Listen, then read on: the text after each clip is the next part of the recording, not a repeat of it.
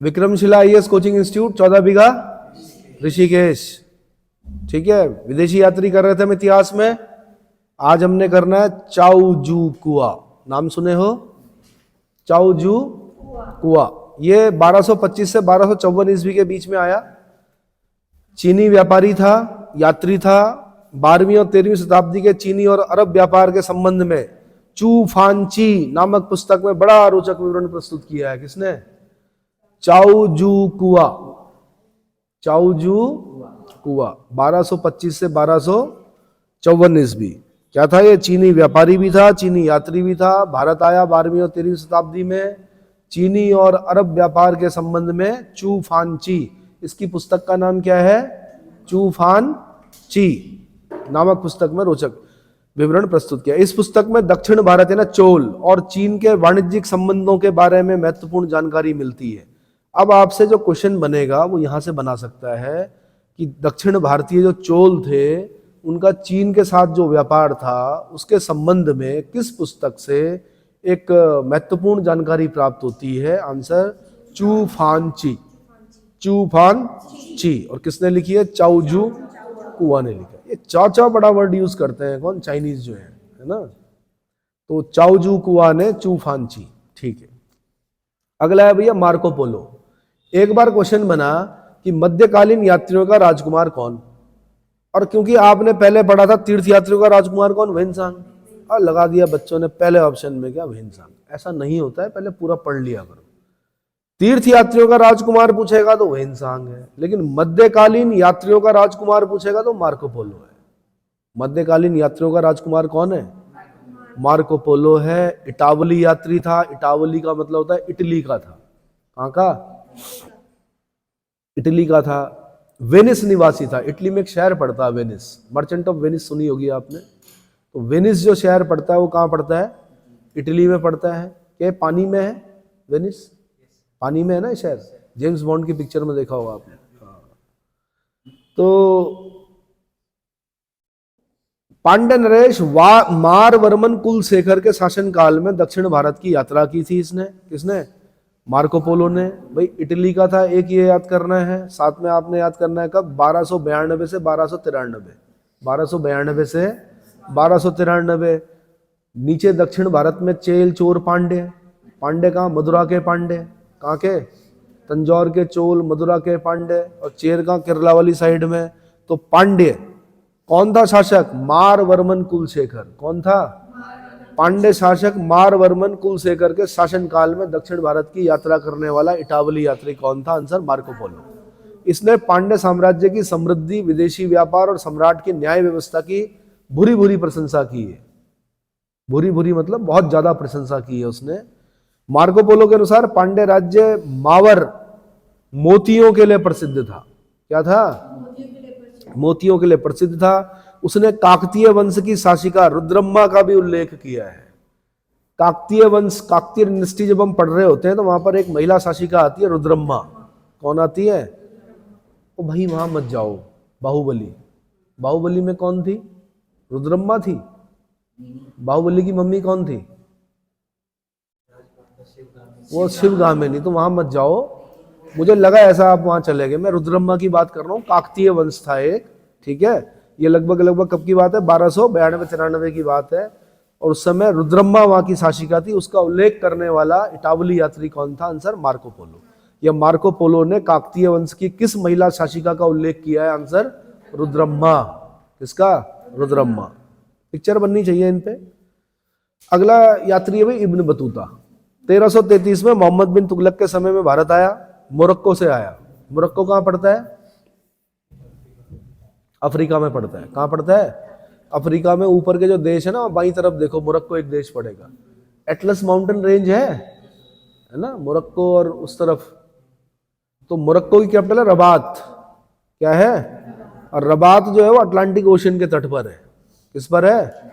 ऊपर के जितने भी देश हैं, अगर मैं इजिप्ट को छोड़ दूं तो इजिप्ट की राजधानी कायरो नील नदी के तट पर है। बाकी ऊपर के जितने भी देश हैं, वो चाहे वो लीबिया हो, चाहे वो ट्यूनीशिया हो, चाहे वो अल्जीरिया हो, सबकी राजधानियां क्या है? मेडिटेरेनियन सी के तट पर हैं। लेकिन मोरक्को की राजधानी रबात जो है अटलांटिक ओशन के तट पर है। यूपीएससी ने पूछा एक बार है ना। किसकी राजधानी अटलांटिक नहीं, किसकी राजधानी भूमध्य सागर के तट पर नहीं है। पहला क्वेश्चन, पहला ऑप्शन दिया उसने कौन सा, लीबिया, गद्दाफी वाला लीबिया। दूसरा ट्यूनीशिया दिया उसने, तीसरा अल्जीरिया दिया, चौथा मोरक्को दिया। आंसर मोरक्को, क्योंकि मोरक्को की राजधानी रबात जो है वो कहाँ है। हाँ, मराकेश भी सुना है आपने, मराकेश सम्मेलन मोरक्को में ही हुआ था। वो किस में पढ़ते हैं? अरे यार एनवायरमेंट में पढ़ते हैं, लेकिन किस में पढ़ते हैं? मराकेश। चलो ढूंढना उसको। मराकेश सम्मेलन से संबंधित जो सम्मेलन हुआ था वो किससे संबंधित है? ठीक है, इब्न बतूता। भाई शेख फतेह अबू अब्दुल्ला नाम था इसका। क्या नाम था? शेख फतेह अबू अब्दुल्ला। कहां से आया था? मोरक्को से आया था। मोरक्को का मूल निवासी था। मोहम्मद बिन तुगलक के शासनकाल में 1333 में भारत आया था। मोहम्मद बिन तुगलक ने इसको दिल्ली का काजी नियुक्त किया। उसके बाद अपना राजदूत बनाकर चीन भेजा, अपना राजदूत बनाकर चीन भेजा। उसके बाद ये क्या 1345 में मदुरई के सुल्तान के दरबार में भी रहा। किसके? मदुरई। नाम सुना है मदुरई? कहाँ पड़ता है? तमिलनाडु में। मीनाक्षी टेम्पल है यहाँ पर। सिटी ऑफ फेस्टिवल्स कहते हैं इसको। वैगई नदी के तट पर है। किस नदी के तट पर है? वैगई नदी के तट पर है मदुरई। सिटी ऑफ फेस्टिवल्स है, त्योहारों का नगर बोलते हैं। मीनाक्षी टेम्पल है यहाँ पर। तो मदुरई के सुल्तान के यहाँ भी रहा कि 1345 में ये। बाद में उसने एक किताब लिखी, उसको बोलते हैं रहला। क्या बोलते हैं? एक बार क्वेश्चन पूछा रहला मतलब, आंसर सफरनामा। अपने सफर में जो भी देखा उसने वो सब लिखा, और बिना किसी दबाव के लिखा। ठीक है, तो जो संस्मरण थे, यात्रा संस्मरण, वो उसने अपनी किताबुल रहला या रहला में लिखा। ये तो समझ में आ गया। अगला है भाई निकोलो डी कोंटी। कौन है यात्री? Niccolo de Conti. किसके? 1420 से 1421 विजयनगर साम्राज्य पढ़ा था हमने। कहां पढ़ा था? नहीं, विजयनगर साम्राज्य पढ़ा था कहां पर विजयनगर साम्राज्य? दक्षिण भारत में था। राजधानी कहां थी? हम्पी। हम्पी, तुंगभद्रा नदी के तट पर। तुंगभद्रा नदी के तट पर। किसके समय हुई थी विजयनगर साम्राज्य की स्थापना? मोहम्मद बिन तुगलक के समय हुई थी। कब हुई थी? 1336 में हुई थी। किसने की थी? हरिहर बुक्का ने की थी। किसकी प्रेरणा से की थी? माधव विद्यारण्य की प्रेरणा से की थी। किसके प्रेरणा से?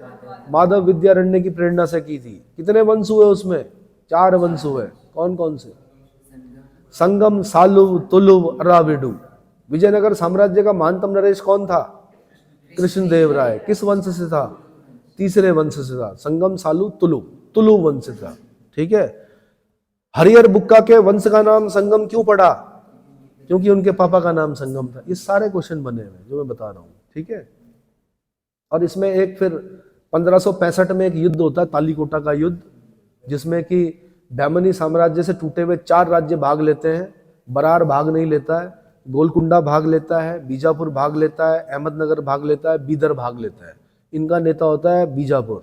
नेता कौन होता है? अब वो तालीकोटा युद्ध में विजयनगर साम्राज्य की पराजय के बाद थोड़ा बहुत आगे चलता है विजयनगर साम्राज्य, लेकिन बाद में उठ नहीं पाता दोबारा उस तरह से। ठीक है। फॉरगटन एम्पायर लिखी एक अंग्रेज ने, सेवेल, उसे एक फॉरगटन एम्पायर लिखी, तब जाके पता चला मैं विजयनगर साम्राज्य था क्या। समझ में आया? तो कभी जाओगे कर्नाटक तो देखना हम्पी, हप्पी, हस्तिनावती, हम्पी राजधानी थी किसकी? कर्नाटक की। जबकि बहमनियों की राजधानी कहाँ थी? गुलबर्गा। कहाँ थी? गुलबर्गा। तो भाई निकोलो डी कोंटी। अब भाई इसी वंश में विजयनगर साम्राज्य में देवराय हुआ एक। कौन हुआ? देवराय फर्स्ट। उसके समय में इटली से एक यात्री आया जिसका नाम था निकोलो डी कोंटी। क्या नाम था? तो आपसे क्वेश्चन पूछेगा निकोलो डी कोंटी किसके समय आया? देवराय फर्स्ट के समय आया। ठीक है जी। निकोलो डी कोंटी ने विजयनगर के शहर, उसके दरबार, वहां की प्रथाओं, मुद्रा, त्योहार, अन्य विषयों का बड़ा विशद वर्णन किया है। क्या किया है? बड़ा विशद वर्णन किया। उसने लिखा है कि नगर का घेरा 60 मील का है। कितने मील का? 60 मील का है। इसकी दीवारें पहाड़ों तक चली गई हैं, इतनी ऊंची ऊंची दीवारें हैं कि, और नीचे की ओर घाटियों को घेरे हुए है। किसको? घाटियों को घेरे हुए। ठीक है। लिखा है तो सही लिखा होगा, विदेशी थे, है ना। उन्हें क्या पैसे तो मिल नहीं रहे थे यहाँ की पढ़ाई लिखने में, तब जाके पता चलता है कि भाई ऐसे ऐसे भी शहर थे हमारे। उसके बाद भाई मार्को पोलो तो पढ़ लिया ना हमने। ठीक है, अब्दुल रज्जाक भाई। उसके बाद कौन? उत्तराखंड वाले ने तो खाली इतना क्वेश्चन पूछा कि किसका राजदूत था, आंसर शाहरुख का राजदूत था। शाहरुख खान का नहीं, शाहरुख का राजदूत था। एक फारस का राजा था, फारस, फारस मतलब ईरान, ईरान के राजा शाहरुख ने भेजा था किसको? अब्दुल रज्जाक को। उसने कहा था जाओ देख के आओ भाई, कि हमने बड़ा सुना है विजयनगर साम्राज्य के बारे में। तो फारसी यात्री, फारसी मतलब ईरानी, शिया देश, क्या? शिया देश। ईरान जो है सबसे बड़ा शिया देश है। पाकिस्तान पे कर दिया अभी सर्जिकल स्ट्राइक, पता है? नहीं पता। एस जयशंकर जा रखे थे हमारे ईरान, बल्कि कुछ लोग यही बोल रहे कि इन्होंने भड़काया। कि अरे हाँ, क्यों भड़काएंगे भाई हमारे विदेश मंत्री? एस जयशंकर विदेश यात्रा पे थे ईरान की। अब वो वहां से आए तो कुछ लोग बोल रहे हैं कि एस जयशंकर ने कहा कि हमने भी सर्जिकल स्ट्राइक की, आप भी करो, क्योंकि आपके यहाँ जो आतंकी हमला हुआ जिसमें 100 लोग मर गए, वो कहीं ना कहीं कहाँ से है? बलूच वाला जो एरिया है पाकिस्तान के, तो वहाँ पे सर्जिकल स्ट्राइक कर दी। किसने? ईरान ने, मिसाइल सीधे, है ना। तो भाई काट की हांडी बार बार नहीं चढ़ती, किसकी? हाँ। तो शाहरुख का राजदूत था भाई कौन? अब्दुल रज्जाक। 1443 से 1444 फारसी यात्री था, यानी ईरानी यात्री था। कालीकट के जमोरिन के यहाँ आया, कालीकट के जमोरिन के यहाँ आया, शाहरुख का राजदूत बनकर आया था। बाद में देवराय सेकंड के शासनकाल में इसने विजयनगर की यात्रा की 1443 में। कालीकट का जमोरिन याद आया आपको? कालीकट एक जगह पड़ती है मालाबार तट पर। भारत के अगर केरला में आप जाओगे नीचे मालाबार तट पर, तो वहां पर एक जगह पड़ती थी कालीकट, वहां का राजा था जमोरिन। कौन? तो क्या हुआ, फ्लैशबैक में चलते हैं। पुर्तगाली सुना है ना आपने? तो पहले मैं बोलता हूं बार्थोलोमियो डियाज। 1492 में, ये पता नहीं क्या इनका ये था कि खोजना है, नई जगह खोजनी है, बड़ा सुना है भारत के बारे में।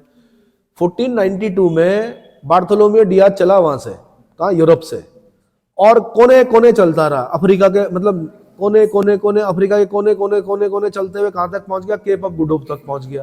कहां तक पहुंचा? जिसको बोलते हैं आशा अंतरीप। क्या बोलते हैं? उसने इसको तूफानी अंतरीप का, क्या कहा? तूफान चलते होंगे तो तूफानी अंतरीप का, ठीक है। बार्थोलोमियो डियाज वहीं से वापस हो लिया। क्या हो गया? वापस हो गया। तो इसे किस्मत बोलते हैं। क्या बोलते हैं? इसके नाम में नहीं लिखा हुआ था, क्योंकि बार्थोलोमियो डियाज को बहुत कम लोग जानते हैं, ठीक है। अब क्या हुआ यार, उसने कहा वास्को डिगामा हुआ, फिर वहां वो 1498 में चला।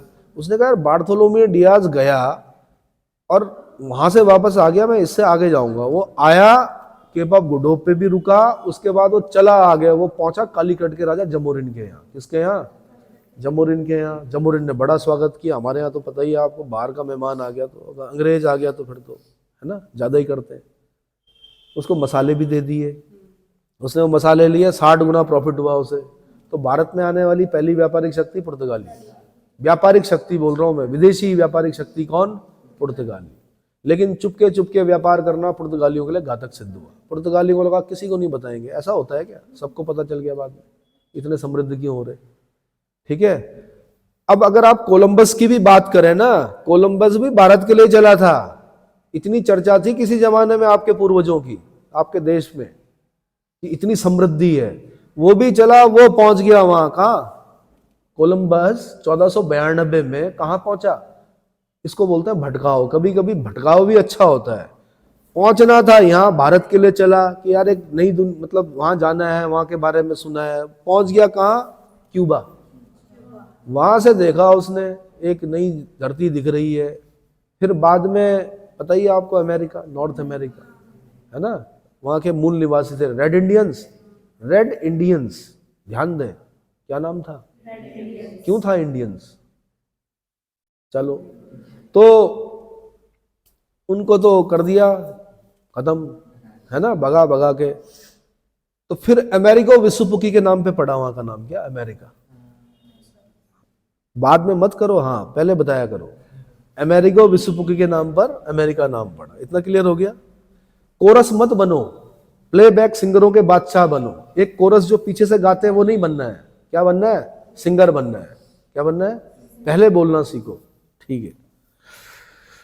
चलो जी, तो भाई मार्को अब्दुल रज्जाक समझ में आ गया आपको देवराय सेकंड के शासन काल में। तो मैं क्या बताना चाह रहा था, ये बात कहां से आई थी? हाँ, विजयनगर शहर के अद्भुत रूप से और वैभव से आश्चर्यचकित हो गया भाई। कौन? अब्दुल रज्जाक। कौन? उसने कहा मैंने पूरे विश्व में इसके समान दूसरा शहर नहीं देखा है। क्या शहर रहा होगा भाई उस जमाने में विजयनगर। ठीक है, आज भी उसके खंडरों से पता चलता है। विठल स्वामी का मंदिर देख लो, हजारा का मंदिर देख लो, स्तंभों से सारे गामा के सुर निकलते हैं। आज भी पत्थर ही पत्थर है वहां। पता नहीं किस तरह से तोड़ा उन लोगों ने, पता नहीं क्या रहा होगा। ठीक है, कभी विजयनगर का वीडियो देखना आप, उसमें किसमें, यूट्यूब में, तब पता चलेगा आपको। मैंने पूरे विश्व में इसके समान दूसरा शहर ना तो देखा है ना सुना है। कौन कहता है? देवराय सेकंड के समय में जो आया शाहरुख का राजदूत अब्दुल रज्जाक कहता है। ईरान से आया था। कहां से आया था? ईरान से आया था। ठीक है, इस प्रकार बना हुआ है कि एक के भीतर इसमें 7 परकोटे हैं। कितने? मतलब इतनी दीवारों से घिरा हुआ, इतने परकोटे बने हुए हैं कि 7 परकोटे हैं इसमें। कितने?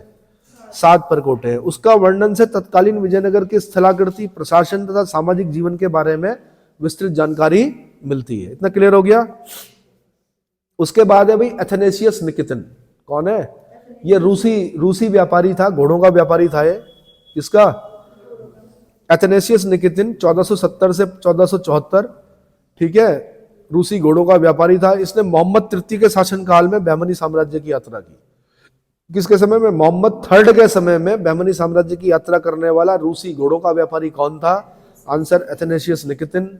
यह काफी समय तक बीदर में भी रहा था। कहां रहा था? बीदर में भी रहा था। ठीक है, परकोटे बोलते हैं सुरक्षा प्राचीर को। किसको बोलते हैं?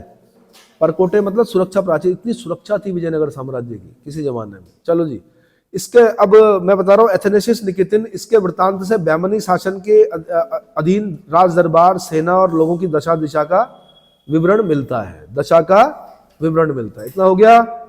ठीक है जी। उसके बाद है डुआर्टे बारबोसा। कौन है? बारबोसा। डुआर्टे बारबोसा 1500 से 1516।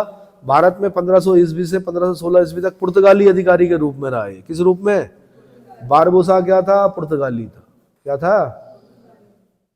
1502 में कन्नानौर में पुर्तगाली अभिकर्ता के रूप में और बाद में पुर्तगाली गवर्नर अल्बुकर्क के द्विभाषीय के रूप में कार्य किया इसने। अब याद रखना कि जब वास्को डिगामा आ गया ना 1498 में, उसके बाद फिर यहाँ पे पुर्तगाली गवर्नर आने शुरू हुए। तो पहला पुर्तगाली गवर्नर जो था वो फ्रांसिस्को डी अल्मीडा था। कौन था? और तो जो दूसरा पुर्तगाली गवर्नर था वो था अल्बुकर्क। ये अल्बुकर्क वही था जिसने बीजापुर से गोवा छीना। क्या छीना? गोवा छीना। ये अल्बुकर्क वही था जिसने पुर्तगालियों को भारतीय महिलाओं के साथ विवाह करने और अपनी जनसंख्या बढ़ाने का क्या किए? प्रयास किए। ये वही पुर्तगाली गवर्नर था अल्बुकर्क जिसने जबरदस्ती ईसाई धर्म में कन्वर्ट करने की कोशिश की। किनको? यहाँ के लोगों को। इसलिए गोवा में आज भी आपको मिली जुली संतानें मिलती हैं। किनकी? मतलब पुर्तगाली और भारतीयों की, मतलब मिले जुले लक्षण मिलते हैं उनमें। इतना समझ में आ गया? ठीक है। गोथिक शैली लाए थे, मैंने बताया था आपको। चर्च की जो निर्माण की जो शैलियां होती है, गोथिक शैली कौन लाए थे? पुर्तगाली लाए थे। प्रिंटिंग प्रेस पुर्तगाली लाए थे। हमसे लेके मसाले, हमें दिया तंबाकू। तंबाकू लेके कौन आए थे? पुर्तगाली लेके आए थे। ठीक है, तो भाई बारबोसा क्या था? पुर्तगाली अधिकारी था। अब ये अल्बुकर्क का द्विभाषीय था। द्विभाषीय समझते हैं? जो 2 भाषाएं जानता है, पुर्तगाली भी और हिंदी भी।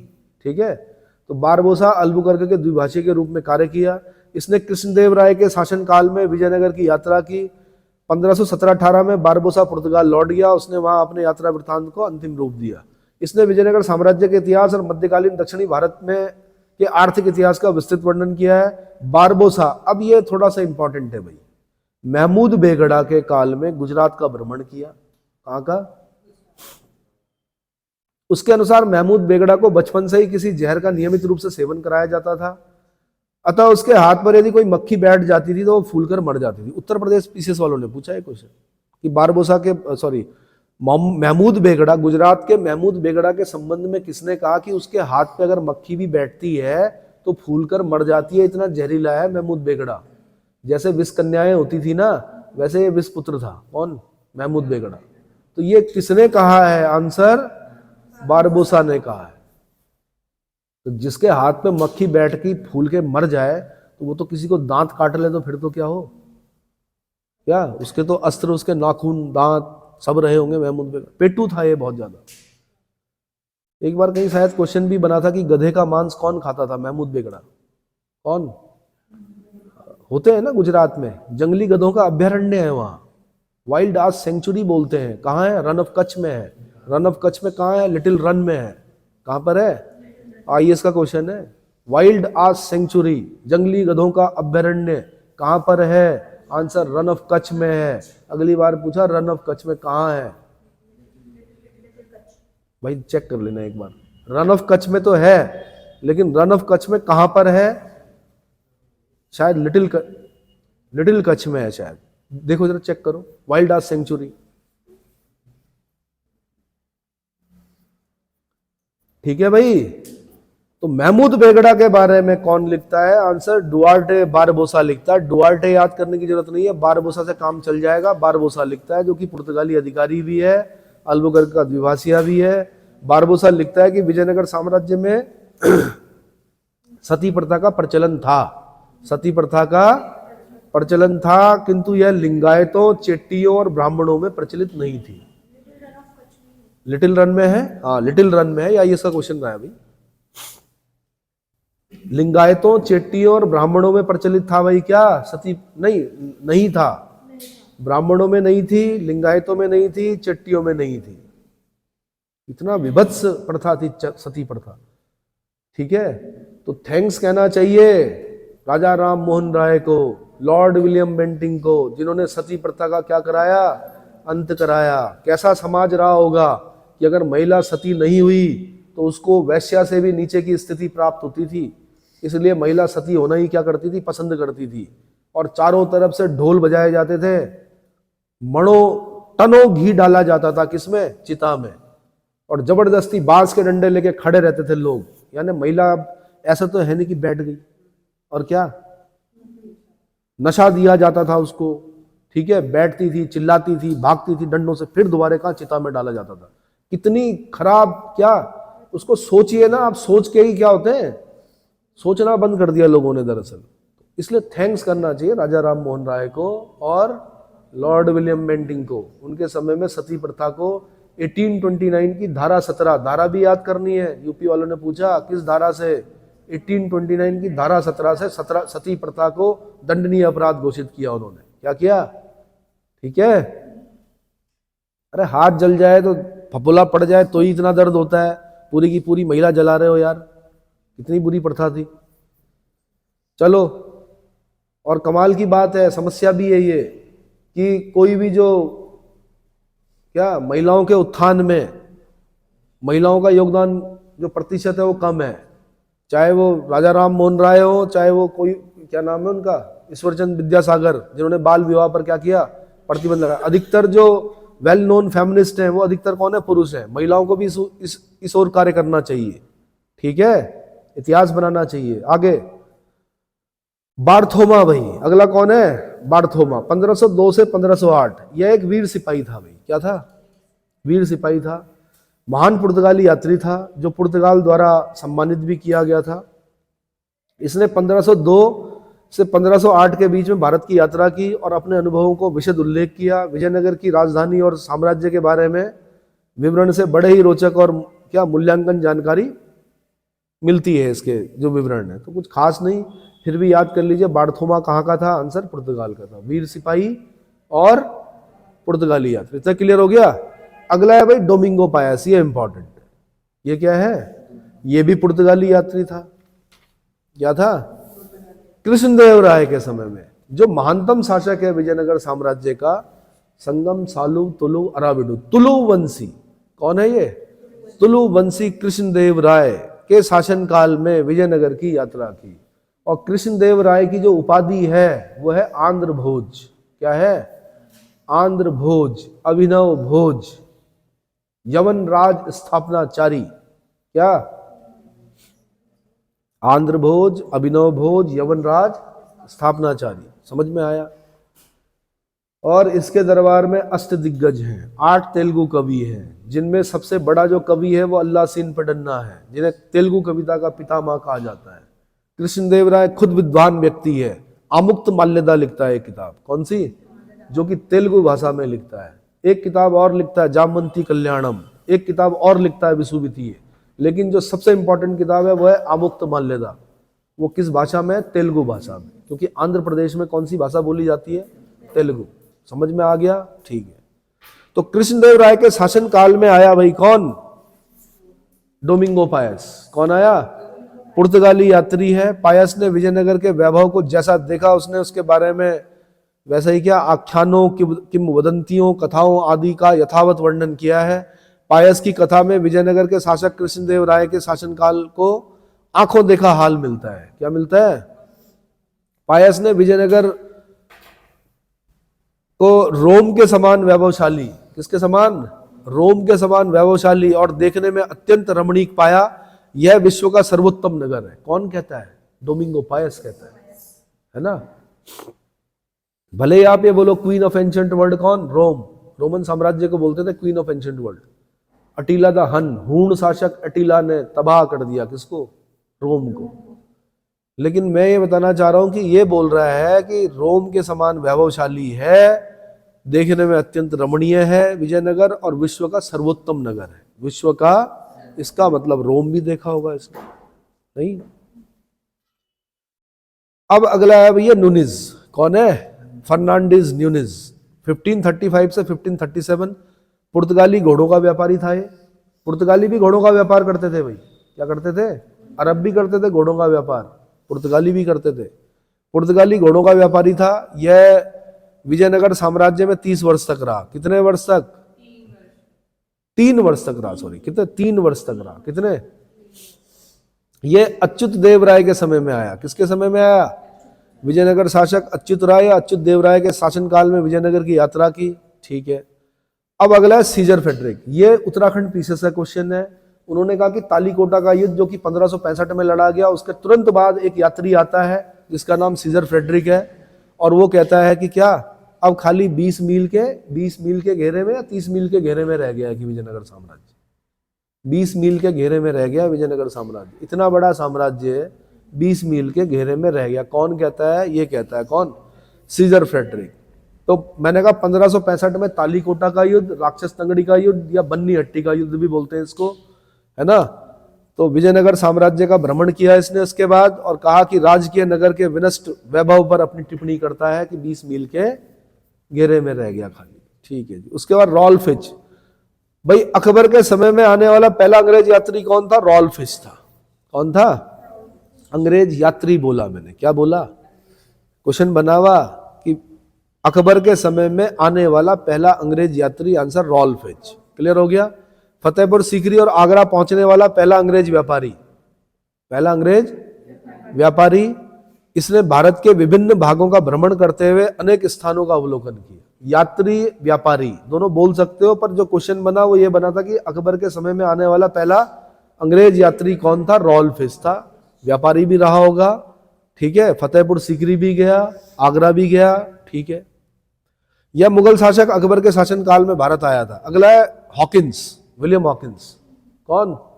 ये जहांगीर के शासनकाल में आया है। जहांगीर के 1608 से 1611, 1608 से 1611 जहांगीर के दरबार में ब्रिटिश राजा जेम्स प्रथम के राजदूत था। यह शाही दरबार में 1608 से 1611 में 3 वर्ष तक रहा। कितने? सम्राट जहांगीर ने हॉकिंस का यथोचित सम्मान किया और उसे 400 का मनसब प्रदान किया। कितने का? यह भारत में अंग्रेजों के व्यापारिक अधिकारों की सुरक्षा के लिए भारत आया था। मिलते रहते थे राजाओं से, मुगल सम्राटों से, अधिकार दे दो, अधिकार दे दो। पहले मांगा और फिर क्या किया? छीना, है ना। जब देखा कि लेटर मुगल कुछ नहीं है। सर टॉमस रो भाई अगला। कौन? ये भी जहांगीर के दरबार में आया 1615 से 1619। ठीक है। दूसरा अंग्रेज शिष्टमंडल का नायक सर टॉमस रो अपने गुरु टेरी के साथ यहाँ लगभग 3 वर्ष तक रहा। मांडू और अहमदाबाद की यात्रा के दौरान यह जहांगीर के साथ रहा। पूर्वी द्वीपों की यात्रा नामक विवरण, पूर्वी द्वीपों की यात्रा को हाईलाइट करना है आपने। सर टॉमस रो, सर टॉमस रो नामक विवरण में इसने मुगल दरबार के षड्यंत्र और धोखाधड़ी का वास्तविक विवरण प्रस्तुत किया है। मुगल दरबार के षड्यंत्रों का विवरण प्रस्तुत करने वाला अंग्रेज कौन था जो जहांगीर के दरबार में आया? आंसर सर टॉमस रो, 1615 से 1619। ठीक है, और किताब का नाम है सर टॉमस रो की पूर्वी द्वीपों की यात्रा। क्लियर हो गया?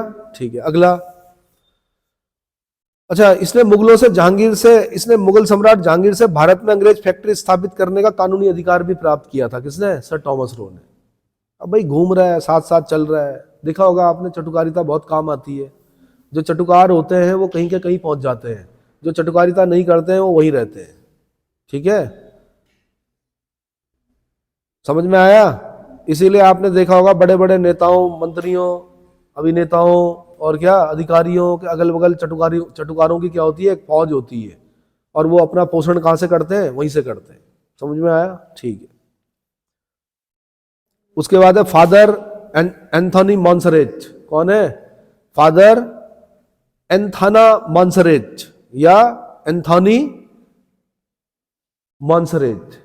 एंथोनी नाम तो सुना होगा आपने, अमर अकबर एंथोनी सुना है? नहीं सुना होगा। सुना है अमर अकबर एंथोनी? पिक्चर देखी है आपने इतनी पुरानी? अच्छा जी, तो ऐसे याद कर लो, एंथाना या एंथोनी मॉन्सरेट। एंथोनी मॉन्सरेट पुर्तगाली फादर। ये बड़ी अजीब सी बात है, पहली फादर, पादरी बोलना चाहिए।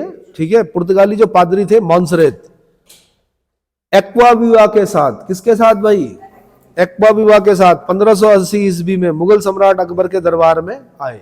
मुगल सम्राट अकबर के दरबार में आने वाले जो क्रिश्चियन मिशनरी थी उसमें कौन कौन थे? उसमें फादर एंथोनी मॉन्सरेट थे और दूसरे फादर एक्वाविवा थे। कौन थे? ठीक। उसने यानी मॉन्सरेट ने अकबर के चरित्र एवं व्यक्तित्व का विशद वर्णन किया है। फादर मॉन्सरेट ने शहजादा मुराद का शिक्षक नियुक्त किया गया था। शहजादा मुराद का शिक्षक कौन था? Answer Monserrate, father Monserrate. अब अगला है भाई पियत्रा देला वाले। कौन? पियत्रो देला वाले, 1622 से 1626। यह इटावली यात्री था। 1622 में जहांगीर के काल में सूरत पहुंचा था। कहां पहुंचा था? सूरत याद करना पड़ेगा, ताप्ती नदी के किनारे है। किसके? गुजरात में है। उकाई रिजर्वायर ताप्ती नदी पर है, उकाई रिजर्वायर। 1622 में जहांगीर के काल में सूरत पहुंचा। इसने भारत के तटीय क्षेत्रों की विस्तृत यात्रा की। क्या की? तटीय क्षेत्रों की विस्तृत यात्रा की।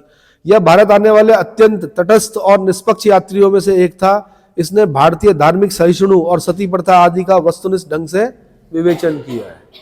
सती प्रथा का विवेचन किया है और विवेचना की है, और धार्मिक सहिष्णुता, टॉलरेंस। एक होता है इंटॉलरेंस, एक होता है टॉलरेंस। भारतीय हमेशा से क्या रहे हैं? टॉलरेंट रहे हैं। क्या रहे हैं? हाँ, ज्यादा कर देंगे तब इंटॉलरेंस की भावना क्या होती है? घर कट जाती है। ठीक है। पीटर मुंडी अगला। क्या? पीटर मुंडी 1630 से 1634। यह इटावली यात्री मुगल बादशाह शाहजहां के शासनकाल में भारत आया। मुंडी है, मुंडी याद रखना। किसके समय में? शाहजहां के समय में। पीटर मुंडी किसके समय में? शाहजहां के शासनकाल में 1630 से 1634। कहां से आया पीटर मुंडी?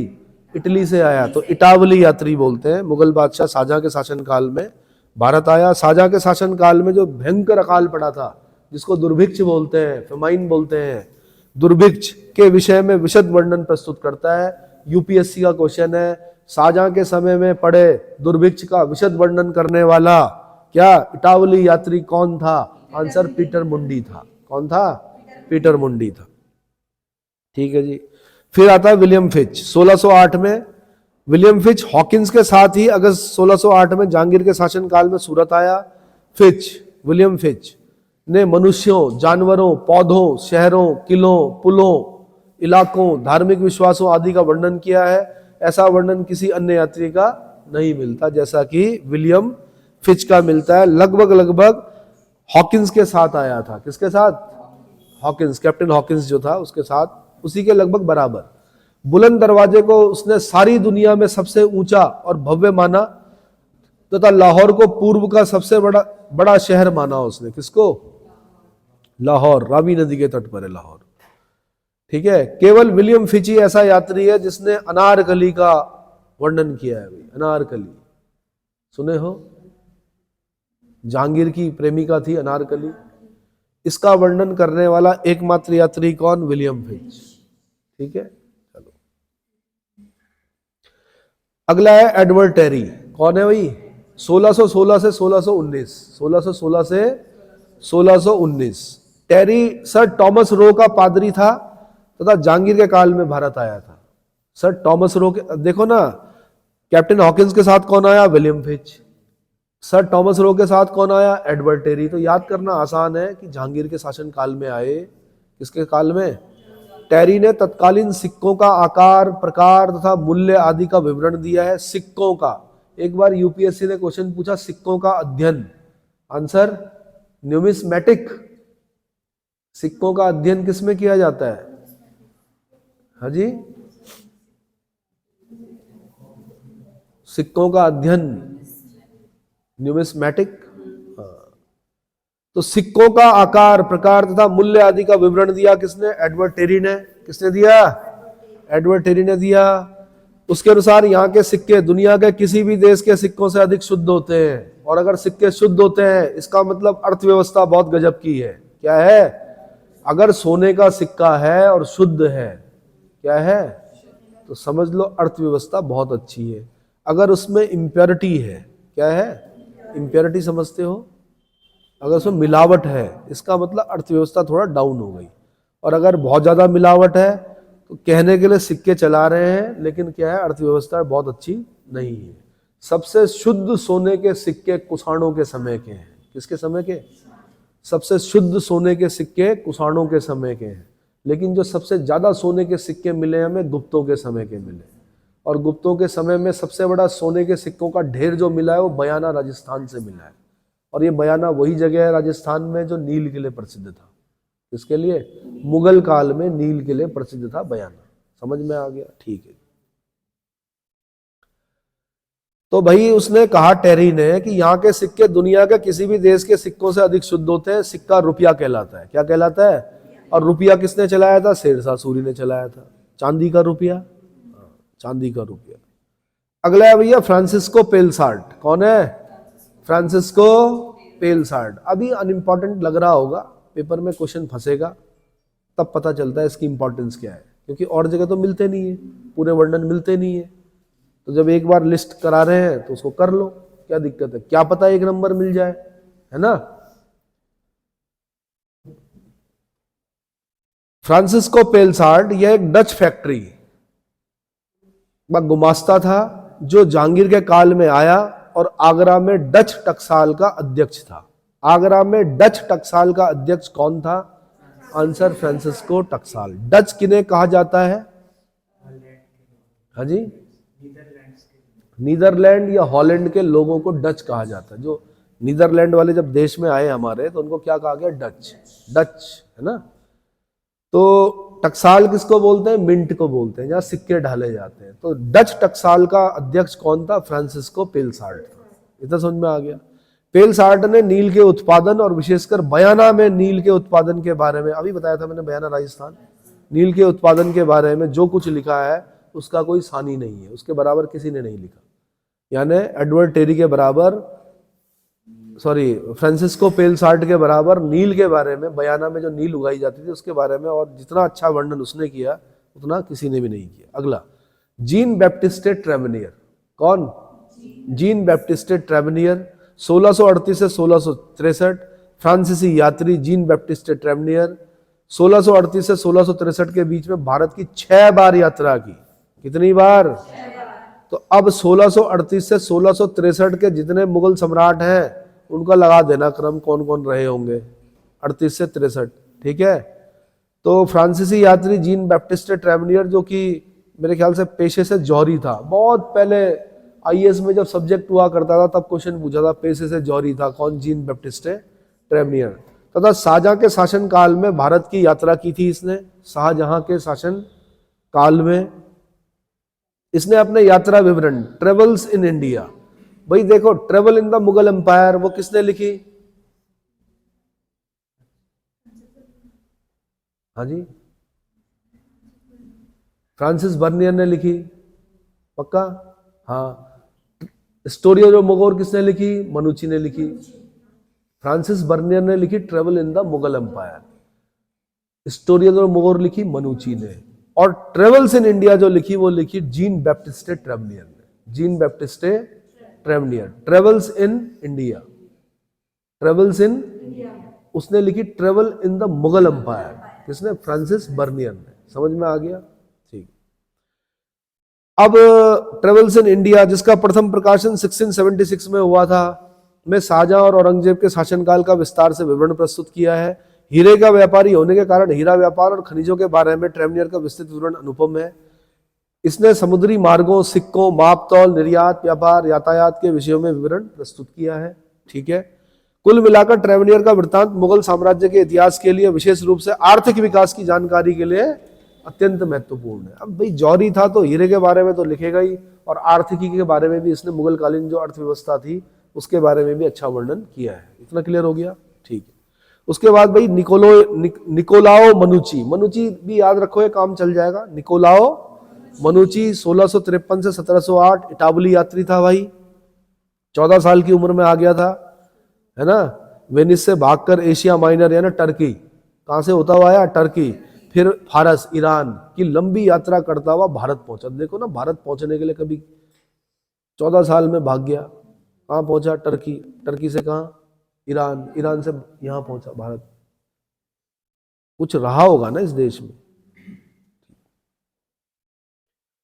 इसने भारत आकर शहजादा दारा शिकोह की सेना में, अब दारा शिकोह का तोपची था भाई, मैंने बोला तोपची, तो दारा शिकोह के तोपची के रूप में नौकरी की। 1659 ईस्वी में दारा शिकोह की पराजय और मृत्यु के बाद इसने चिकित्सक का, बाद में डॉक्टर बन गया। गजब की बात है, पहले तोपची फिर डॉक्टर, चिकित्सक का पेशा अपना लिया। स्टोरी ऑफ मोगोर किसने लिखी? मनुची ने लिखी। ठीक है। 17वीं शताब्दी में भारत का दर्पण कहा जाता है स्टोरी ऑफ मोगोर को। भारत का दर्पण, 17वीं शताब्दी का भारत का दर्पण किसे कहा जाता है? आंसर स्टोरी ऑफ मोगोर को कहा जाता है, जो कि मनुची ने लिखी, जो कि दारा शिकोह का तोपची था, है ना, जो कि 14 साल में भाग गया अपने वेनिस इटली से, है, और कहा? टर्की, एशिया माइनर होता हुआ, फारस, ईरान होता हुआ भारत पहुंचा। छोटा बच्चा तोपें चला रहा है। चलो अगला है फ्रांसिस बर्नियर भाई, 1656 से 1717। फ्रांसीसी यात्री, पेशे से चिकित्सक था। यह भी क्वेश्चन पूछा एक बार, पेशे से चिकित्सक था कौन? Francis Bernier. ठीक है। यह शाहजहां के दरबार से संबंधित था और दारा शिकोह और औरंगजेब के बीच होने वाले उत्तराधिकार के लड़ाई का साक्षी था। यहां से क्वेश्चन बना, दारा शिकोह और औरंगजेब के बीच होने वाले वॉर ऑफ सक्सेशन, उत्तराधिकार के युद्ध का प्रत्यक्षदर्शी कौन था? आंसर फ्रांसिस बर्नियर था। कौन था? फ्रांसिस बर्नियर था, क्योंकि इसने दारा शिकोह की मृत्यु पर लिखा है कि लोग रो रहे थे। क्या हो रहे थे? दारा शिकोह को सिर जो हाथी के पैरों तरह कुचलवाया गया, तो लोग तो रोना ही था भाई, प्यारा राजकुमार था लोगों का। ठीक है। तो दारा शिकोह और औरंगजेब के बीच होने वाले वॉर ऑफ सक्सेशन, उत्तराधिकार के युद्ध का प्रत्यक्षदर्शी कौन था? Answer Francis Bernier. Francis Bernier ने किताब लिखी travel in the Mughal empire. ठीक है। कहा जाता है कि सामूगढ़ की लड़ाई के बाद या क्रमशः आमेर के मिर्जा राजा जयसिंह, गोवा में पुर्तगालियों और गोलकुंडा के सुल्तान अबुल हसन कुतुब शाह की सेवा में भी रहा। ठीक है भाई, इतना काफी है। Travel in the Mughal empire, Francis Bernier, travels in India, Jean Baptiste Tavernier. याद रखना, कंफ्यूज मत होना, 3 बार बता दिया मैंने। अगला है मेंडेस्लो। कौन? ये शाहजहां के शासनकाल में आया, 1638 में आया, भारत आया, बहुत कम समय तक रहा। तो ये लगभग मैंने विदेशी यात्री करा दिए। अब मैं कल कराऊंगा मराठा। क्या कराऊंगा? छत्रपति शिवाजी।